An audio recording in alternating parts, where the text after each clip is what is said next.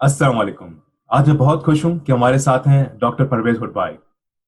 इनकी पाकिस्तान की बेतहाशा खिदमत हैं, जो एजुकेशन सेक्टर के लिए ये आगे बढ़ बढ़ चढ़ के हेल्प करने के लिए तैयार रहते हैं। Thank you so much for taking out time and being at Mehta पानी। शुक्रिया आपका, थैंक यू। तो हमने बहुत सारा एजुकेशन के बारे में देखा कि क्या हो रहा है पाकिस्तान में, किस तरह से नया करिकुलम शायद आए ना आए, उससे ओ ए लेवल्स का क्या होगा नहीं होगा। तो आज की वीडियो सिर्फ उन पेरेंट्स के लिए है कि अगर वो अपने बच्चों में सोसाइटी में क्रिटिकल थिंकर्स लाना चाहते हैं, टॉलरेंट पीपल लाना चाहते हैं, तो वो क्या करें। तो इसलिए आज मैंने इनवाइट किया डॉक्टर भाई को। तो ये हम आज मैं इनसे पूछूंगा कि हम किस सोसाइटी में क्रिटिकल थिंकर्स ला सकते हैं, ये पर्सनली नेगेटिविटी के साथ किस तरह डील करते हैं कि जो इनके साथ लोग जो लेबल्स लगा देते हैं कि भाई ये इस्लाम के खिलाफ हैं, ये रिलीजन के खिलाफ हैं, ये हमारी सोसाइटी को बेकार करने के उस पे हैं। तो किस तरह से पर्सनली डील करते हैं, क्योंकि मुझे अंदाजा है कि इनका जो अच्छा काम चल रहा है पाकिस्तान के लिए, जो इनकी नीयत है पाकिस्तान के लिए कितनी अच्छी है। ये कैसे, और बाकी दुनिया के बेस्ट एजुकेशन सिस्टम्स क्या है, उनमें क्या यूनिक बात है। तो आज हम स्टार्ट करते हैं कि सोसाइटी में क्रिटिकल थिंकर्स कैसे इंडल्ज करें। तो क्रिटिकल थिंकिंग, तनकीदी सोच, इसका मतलब ये कि आप दो से या दो से ज्यादा मुख्तलिफ ख्यालात, मुख्तलिफ नजरियात को बैक वक्त अपने दिमाग में रख सकते हैं। यानी कि सिर्फ एक पटरी पर नहीं, आप ये भी देख सकते हैं कि उसकी क्या सोच है, उसकी क्या सोच है, और ये कि क्या दलाइल हैं इसके हक में और उसके हक में। तो जब कोई शख्स इतनी गुंजाइश पैदा करे अपने दिमाग में कि वो तरह तरह के ख्यालात रख सके, तो हम कहेंगे कि ये खुले दिमाग का है, कि ये कि ये मंतिक और तजर्बे की दलील पर बात कर सकता है। ऐसी ऐसे शख्स को हम कहेंगे कि ये क्रिटिकल सोच का हामिल है। अब ये कैसे किसी शख्स के अंदर पैदा होता है, मुझे नहीं पता, क्योंकि एक खानदान के अंदर भी आप देखते हैं कि कुछ हैं जो खुले दिमाग के हैं, कुछ हाँ, जो बांध के हैं। तो कुछ तो फितरत की बात होती है। जो ज्यादा जहीन बच्चे होते हैं वो सवाल करते हैं, उनमें तजस्सुस होता है, वो जानना चाहते हैं कि ऐसा क्यों और ऐसा क्यों नहीं। तो फिर जब वो सवाल करने लगते हैं तो कुदरती तौर पर उनको मुख्तलिफ सवाल जवाबात मिलते हैं। और फिर वो शख्स, वो जो ज्यादा जहीन है, वो फिर सोचने लगता है कि अच्छा, मुझे तो बताया गया कि ये सही ये है, लेकिन सही। वो दलील है तो ये बात मुझे कुछ और, किसी और से ले जाती। तो मेरा ख्याल है इसमें जो एक पुरानी बहस है ना, नेचर एंड नर्चर, तो वो भी है। मैंने ये भी देखा है कि कुछ बड़े आम से बच्चे हैं, लेकिन उनको अच्छा जब स्कूल का माहौल मिलता है जहां टीचर दानिशतन ये ख्यालात उनके दिमागों में डालती है या डालता है, तो फिर वो सोचने लगते हैं। और मैंने अभी, आपने थोड़ी देर पहले ओ ए लेवल का जिक्र किया, तो मैं समझता हूँ कि वहाँ कदरे ज्यादा बच्चे ऐसे हैं जो आम, तनकीदी सोच रखते हैं। मैंने ये देखा कि जो हमारे मैट्रिक एफएससी के हैं, उन्हें एक पटरी पर अमूमन चलाया जाता है, और फिर वो उसी पटरी पर चलते चलते आखिर बस उसी पर चलते हैं। लेकिन बहुत सारे सिनेरियोज में ऐसा भी होता है कि बच्चे सवाल करते हैं तो माँ बाप या टीचर्स कहते हैं नहीं नहीं नहीं, सवाल नहीं करना है, जो बताया जा रहा है वही आप इसको याद कर लें, या इसके बारे में सवाल नहीं होता है। तो मैं हमेशा जब भी अपने सेमिनार्स लेता हूँ तो मैं उनको यही कहता हूँ, पेरेंट्स को भी और साइंटिस्ट को भी, कि कोशिश करें कि सवालात खुद भी करें और अपने बच्चों को भी कहें कि सवालात करो भाई, जो भी है सवाल करो, जो देख रहे हो कि कोई चीज काम कर रही है या नहीं कर रही है, पूछो, सोचो कैसे होगा। मेरे ख्याल ये हमेशा इनकरेज करने की जरूरत है सोसाइटी के अंदर। बिल्कुल। और मेरा ख्याल है ये वो फर्क है जो जदीद तालीम और कदीम तालीम में है। तो पुराने जमानों की तालीम में ये था कि इल्म का मतलब वो है जो किताबों के अंदर बंद है, बल्कि वो जो आसमानी किताबों के अंदर है, हाँ। उसे हिफ्ज करना है, बवक्त जरूरत इम्तिहान में आप उसे उगल भी लेते हैं, लेकिन आप सवाल नहीं कर सकते। तो हमारे मदारिस में यही होता है।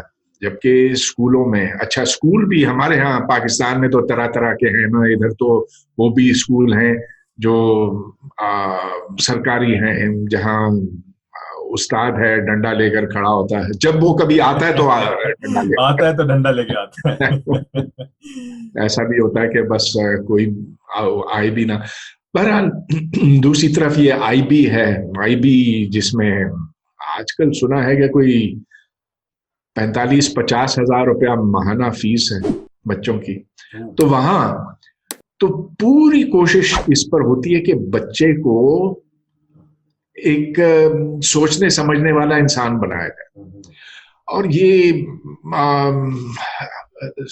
इतनी बड़ी फीस लेनी पड़ती क्योंकि हर बच्चे को फर्दन फर्दन इनफिरादी तौर पर से तवज्जो देनी पड़ती। इंडिविजुअलिटी तो के अब साथ। अगर एक बड़ी क्लास हो, उसमें 60-70 बच्चे हो, तो उधर तो उस्ताद बच्चों के नाम भी नहीं जानता, अगर जानता भी है तो बस उसके अलावा कुछ ऑन नहीं। पेपर। ऑन पेपर, हाँ। जबकि आईबी जहाँ 50,000 रुपये माना है, तो the teacher had better know the student very very well. बिल्कुल, बिल्कुल। और मतलब एजुकेशन सिस्टम्स की अगर बात अगर आपने इस तरह से छेड़ी, तो मैं खाली ये पूछना चाह रहा हूँ कि पाकिस्तान में इस वक्त खैर बहुत सारे सिस्टम्स हैं। आगा खान बोर्ड करके भी है, फिर आईबी सिस्टम है, फिर सिंध बोर्ड का अपना है, फेडरल बोर्ड है, और ओ लेवल्स है। आप इसमें बेस्ट कौन सा देखते हैं? देखिए, 29 बोर्ड हैं। आगा खान तो उनमें से एक है, कदरे बेहतर है लेकिन बहुत ज्यादा मुख्तलिफ नहीं औरों से। बाकी ओ ए लेवल है और मदारिस है। तो ये 3 मुख्तलिफ धारे हैं। अब इनमें से सबसे अच्छा कौन सा है? अगर आपको जाना है ऊपर और नंबर वहां बनाने हैं, तो फिर तो मैं समझता हूँ कि मदरसे में बच्चे को भेजना चाहिए, क्योंकि वो फिर वहाँ कुरान शरीफ पढ़ेगा, तजवीद के साथ, रमूज औकाफ के साथ, सब कुछ, और बहुत कुछ जानेगा दीन के बारे में। जबकि ओ लेवल्स में थोड़ा सा कम है। वहां भी है, इसलिए कि माँ बाप जो है आजकल बड़े मजहबी होते हैं, वो तो घर में मौलवी को बुलाते हैं। मैंने भी इसी तरह से पढ़ा, मैंने भी और बिल्कुल इस तरह से पढ़ा, बिल्कुल। ठीक है, हमने सब इसी तरह से पढ़ा। लेकिन खैर मेरे जमाने में तो इस्लामियात बाद में शुरू हुई, मेरा ख्याल है 60s में शुरू हुई, लेकिन उससे पहले तो नहीं थी। आजकल तो बहुत ज्यादा जोर है इस्लामियात पर हर तरफ। तो अब आप ये सवाल करेंगे कि सबसे अच्छा कौन सा है, तो ठीक है, मदरसा फिर भी सबसे अच्छा है, लेकिन जो दूसरे हैं उनमें अब देर कैचिंग अप। खैर बात करते हैं टॉलरेंट पीपल की। टॉलरेंट पीपल अगर हमारी सोसाइटी में इस तरह हम देखते हैं कि लेवल ऑफ बर्दाश्त जिसको हम कहते हैं कि लोगों में बर्दाश्त खत्म होती जा रही है। छोटा सा भी कुछ वाकया होता है तो वो फिर मारा मारी कर जाते हैं। आई थिंक ये एथिक्स के दायरे के अंदर आती है ये बात कि हम हमारी सोसाइटी के अंदर क्यों ऐसा है, और हम क्या करें कि हमारे अंदर जो कुव्वत बर्दाश्त है वो थोड़ी ज्यादा हो जाए। वो जो ये समझते हैं कि हम सिरात मुस्तकीम में हैं और बाकी सारे भटके हुए हैं, उन पर तो ये लाजिम होता है कि बाकियों को खींच कर इधर लाएं। तो फिर वहां ठीक है, ज्यादा से ज्यादा आप बर्दाश्त कर सकते हैं। बर्दाश्त तो ऐसे होता है ना कि कोई कहीं से कोई गंदी बू आ रही है तो आप नाक बंद कर लें, आपने बर्दाश्त कर ली वो कर बू। लिया। लेकिन कभी आप उनको बराबरी नहीं दे सकते। तो जिसने ये समझा है कि वही सच्चा दीन जानता है, या चलिए कौमियत के लिहाज से, कौमों के लिहाज से, कि मेरा मुल्क सबसे अच्छा है, तो फिर वो तो फिर को ठीक है, शायद बर्दाश्त कर ले, लेकिन उससे ज्यादा नहीं करेगा। अब मसला ये है कि दुनिया में लोग तकरीबन बराबर हैं, एक जैसे हैं। ये मैंने यूएस से जो भी काफी आप देखी है देख, ये चीज। उसके लिए आपको फिर बाहर निकलना होता है। आपको कनाडा जाना होता है, यूरोप जाना होता है, कि किसी ऐसे मुल्क में जहां बराबरी को अच्छा समझा जाता है, जहां तरह तरह के लोग एक साथ मिल बैठकर काम कर सकते हैं, हंसी खुशी से रह सकते हैं। अच्छा देखिए, पाकिस्तान में एक जमाने में किसी हद तक ऐसे होता था। मुझे याद है अपने बचपन में हमारे पड़ोस में कुछ क्रिश्चियंस रहते थे, उधर थोड़ा सा दूर पारसी होते थे। मैं कराची की बात कर रहा हूँ, गार्डन ईस्ट के इलाके की। मैं भी वहीं से ही आया हूँ, बिल्कुल। अच्छा, लेकिन बहुत उससे बहुत पहले की बात होगी। मैं 50s की पैदाइश हूँ, 1950। तो 70 साल है उम्र। तो वो जो शुरू के दिन है ना, जो 15 साल 18 साल की उम्र तक के, तो वो मुझे बहुत अच्छी तरह से याद है। खैर, जो 5 साल का भी था वो भी मुझे याद है, लेकिन ये मुझे अच्छी तरह से याद है कि क्रिश्चियंस के घर से हमें करंट केक भेजा जाता था हाँ। क्रिसमस। हाँ, और हम उन्हें बिरयानी भेजते थे, और पारसी नौरोज मनाते थे। हम्म, मेरा एक जूइश दोस्त भी था स्कूल में। Hmm, can you believe it? हाँ, there are no Jews left in Pakistan today. लेकिन मेरी एक टीचर थी, मिसिस मीक नाम था, और बेटे का नाम था माइकल मीक। हम्म, और हैरान हूं कि आज तो कोई तस्वुर ही नहीं कर सकता कि कोई यहूदी रहता होगा बिल्कुल, पाकिस्तान में। जिस तरह का माहौल है, बिल्कुल। वैसे ही माहौल है जैसा कि आजकल अहमदियों के लिए। बिल्कुल, किसी को पता चल जाए कि फला अहमदी है, तो बिल्कुल। उसकी तो जान खतरे में पड़ खतरे जाएगी। में पड़ जाती है, बिल्कुल, बिल्कुल। ये तो है। चलिए, खैर बात करते हैं कि आप पर्सनली किस तरह से डील करते हैं नेगेटिविटी के साथ, क्योंकि सोशल मीडिया पे आप आपके वीडियोस, आपके ब्लॉग्स टॉन पे आते हैं, आप लिखते हैं टॉन में। जब लोग नेगेटिव कमेंट्स करते हैं आपके लिए या आपसे डिनाई करते हैं, बहुत ज्यादा लेबल्स लगाते हैं, तो आप किस तरह पर्सनली इसको किस तरह डील करते हैं? पर देखिए, मैं इस बात का कायल हूं कि अगर कोई आपसे इख्तलाफ करे तो आमना सामना हो उससे, और फिर आप उसे एक ठंडे अंदाज में, एक मुदल्लिल तरीके से समझाएं। और मैं समझता हूं कि अक्सर लोग यूं मान जाते हैं, और कम से कम वो फिर सख्त अल्फाज उनके मुंह से नहीं निकलते। हम्म। जहां तक सोशल मीडिया का ताल्लुक है, मैं तो उसकी तरफ बिल्कुल कान नहीं धरता हूं, क्योंकि यहाँ तक कि मेरे पास कोई स्मार्टफोन भी नहीं है, और मैंने जान के नहीं रखा। क्यों मैं लोगों की अनशन सुनूं? हम्म। अब कोई अपना नाम भी नहीं लिखता, लेकिन फिर भी समझता कि मैं जिहाद कर सकता हूँ कोई किसी को कोई गाली देकर। चोरी बिल्कुल। छुपे किसी को अगर गाली दे दी, वो जिहाद हो गया उसके लिए। तो I don't pay the slightest attention to That's- that. मेरे लिए कोई फर्क नहीं पड़ता।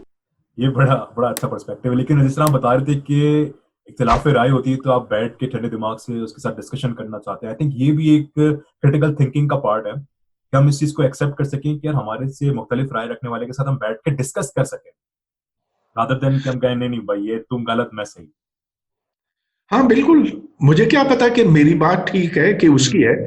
जब हम बैठेंगे, वो अपनी बात करेगा, मैं अपनी बात करूंगा, तो फिर हम देखेंगे कि किसकी बात में ज्यादा वजन है। तो फैसला है इस तरह से होना चाहिए, ना कि किसकी बात ज्यादा सख्त है। तो वो तो ठीक है। Who can shout more? Who can shout louder? Yes. बिल्कुल। खैर, मुझे आखिरी सवाल मेरा ये था आपसे कि हम यूथ को इस तरह आप समझते हैं कि एंगेज रखें, या पेरेंट्स अगर अपने बच्चों को एंगेज रखना चाहते हैं पॉजिटिव एक्टिविटीज में, तो क्या मॉडल फॉलो करें या क्या एक्टिविटीज हैं, या आपके दिमाग में क्या होना चाहिए यूथ के लिए फिलहाल इस वक्त पाकिस्तान देखिए, मैं इसके जवाब में मैं ये कहूँ कि एफसी कॉलेज में मैं सोशियोलॉजी पढ़ाता था, और एक कोर्स था science and the world around us. उसमें जो मैंने कोई उससे पहले लम्स में भी पढ़ा है, और कुछ 10 साल से पढ़ाता हूँ, तो उसमें मेरा इसरार इस पे था कि आप किताबें पढ़ें। में? किताबें जब आप पढ़ेंगे तो आपके दिमाग में वसअत आएगी। तब आप जान सकेंगे कि दुनिया कितनी वसी है, कि इसके अंदर किस किस्म के ख्यालात मौजूद हैं। और फिर आप जब इवेल्युएट करेंगे, देखेंगे अच्छा यहाँ ये कहा जा रहा है, वहां ये कहा जा रहा है। तो मैं पढ़ाते वक्त हमेशा उनको दो मुख्तलिफ किस्म की किताबें देता था, एक जो अच्छा। इस तरफ की है, एक जो उस तरफ की है। तो मिसाल के तौर पर ये सवाल लीजिए कि मुसलमानों का साइंस के मैदान में जवाल क्यों आया, तो इस पर मैंने खुद एक किताब लिखी है। इस्लाम एंड साइंस, बिल्कुल आपकी हाँ, बात है। लेकिन मैं उनको औरों की भी किताबें देता था पढ़ने के लिए। तो आम, जब वो मुख्तलिफ नुक्ता नजर देख सकेंगे, जैसे हुसैन नसर है, Hossein Nasr is a totally conservative author, बिल्कुल। मगर वो एक पढ़ा लिखा शख्स है। उस उसकी बातों में वजन है, उसने बड़ी तहकीक की है। तो मैं हुसैन नसर और साथ मेरी किताब दोनों पढ़ने के लिए देता, और फिर चलिए इस पर हम बात करते हैं हम्म। कि उधर क्या है इधर क्या है, लेट्स डिसाइड। Nice, nice. जब आपने किताबों की बात छेड़ी है तो मैं एक बात आपसे पूछना चाहता था हमेशा से ही, कि आपका फेवरेट ऑथर और फेवरेट बुक कौन सी है पर्सनली, जो आप समझते हैं? फेवरेट बुक, भाई ये तो कोई सवाल ही नहीं बना। देखें, आप तो मेरे पीछे देख रहे हैं कि कितनी किताबें हैं। उनमें से बेशतर तो फिजिक्स की हैं, लेकिन मुख्तलिफ मौजूआत हैं। तो ये तो मैं इसका जवाब नहीं दे सकता। और किताब पढ़ के ठीक है, आपने फिर आप अगली किताब पर जाते हैं। हम्म। अगर आप नॉवेल्स की बात करते हैं तो नॉवेल्स भी तरह तरह के हैं, और वो इंसान के दिमाग की जो मुख्तलिफ उसके जो मुख्तलिफ गोशे हैं ना, हम्म। उन पर वो रोशनी डालते हैं। बिल्कुल। तो I don't have an answer to your question. और अगर सेल्फ हेल्प या इस तरह की बुक्स की अगर एक ना ना मौजूद ना की ना, अगर बात बिल्कुल नहीं, करें। बिल्कुल नहीं, बिल्कुल नहीं। सेल्फ हेल्प, वो डेल कार्नेगी वाला उस टाइप की, no, I don't go for that, नहीं। ओके, सही है। आई थिंक मेरे पास यही सवाल थे, लेकिन एनी लास्ट थॉट्स जो आप समझते हैं कि इम्पोर्टेंट हैं हमारे पेरेंट्स के लिए, अपने बच्चों के लिए कुछ करने के लिए?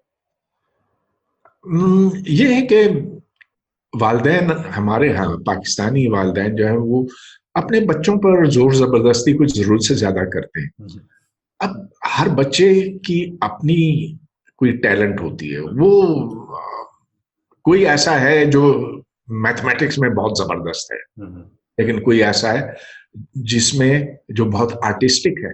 बिल्कुल। अब जो जिस टैलेंट के साथ पैदा हुआ हम्म। उसको डेवलप करने दीजिए, बिल्कुल। और इस तरह से वो शख्स कहीं ना कहीं पहुंच जाएगा। अगर आपने जबरदस्ती उसको डॉक्टर बनाया तो चलो मन तो जाएगा, लेकिन उसके अंदर वो तिश्नगी हमेशा रह जाएगी। बिल्कुल। तो मैंने तो अपने बच्चों को खुली छूट दी हुई थी। मैं चाह रहा था कि वो फिजिक्स पढ़ी, लेकिन दोनों बच्चियों ने अप, अपनी सिमतें खुद निकाली। Nice, thank you so much for being at बहता पानी and taking out time. Thank you, thank you. इसी के साथ खुश रहें और अपनी जिंदगी में आने वाले सरप्राइजेस को एंजॉय करें।